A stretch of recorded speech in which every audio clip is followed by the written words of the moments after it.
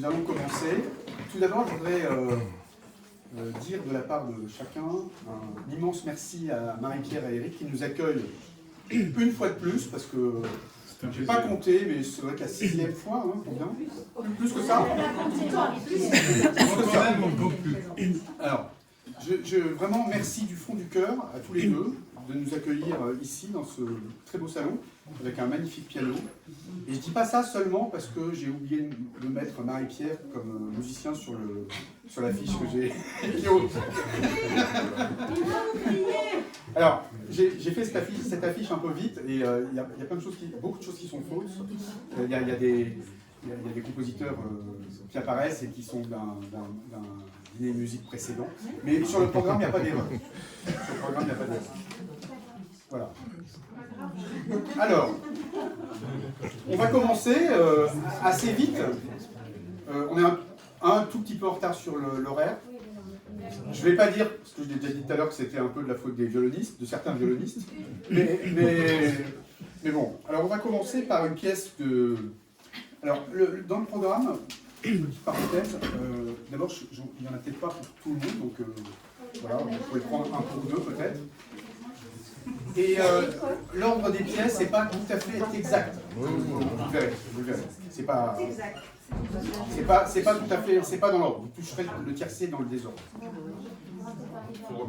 Voilà, oui, alors on pourrait dire que... Alors en tout cas, on va commencer par une pièce de Beethoven, qui est un duo. Alors Beethoven a écrit quelques duos pour instruments autres que le violoncelle et le piano. Enfin, vous voyez, deux des trois. Et en fait, c'était souvent des œuvres qui étaient, à son époque, jouées par d'autres instruments que ceux pour lesquels c'était écrit. Là, ces duos, ils sont écrits pour clarinette et basson, mais c'est pas du tout une idiotie d'avoir voulu le jouer au violon et à l'alto. Hein. Et d'ailleurs, il y a un des duos qui a été joué dans un dîner musique par un hautbois et un hautbois alto. Hein, on avait joué ça, Philippe, tu te souviens, simplement pour respecter... Édouard et Nathalie ne sont pas là, mais on peut penser à eux, ils sont aux antipodes, ils sont en Nouvelle-Zélande, pour respecter ce qu'Édouard appelle le théorème de Luc-Beaufort, que vous connaissez tous. Tout instrument peut être remplacé avantageusement par un hautbois. Voilà, donc là on va écouter... Réciproquement. C'est plutôt un axiome d'ailleurs qu'un théorème, mais enfin bon, on est sérieux. Indémontrable.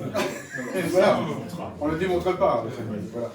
Alors donc on va commencer par un duo qui est écrit donc pour avec Donatienne, Claire et Gilles. Très récemment, on parlait des périodes des musiciens et on disait bon voilà, tel musicien il a 3 périodes.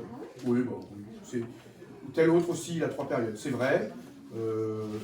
C'est pas un énarque qui a écrit la biographie de Beethoven, mais la pièce qu'on va entendre, comme celle d'après d'ailleurs, c'est une pièce de la première période de Beethoven.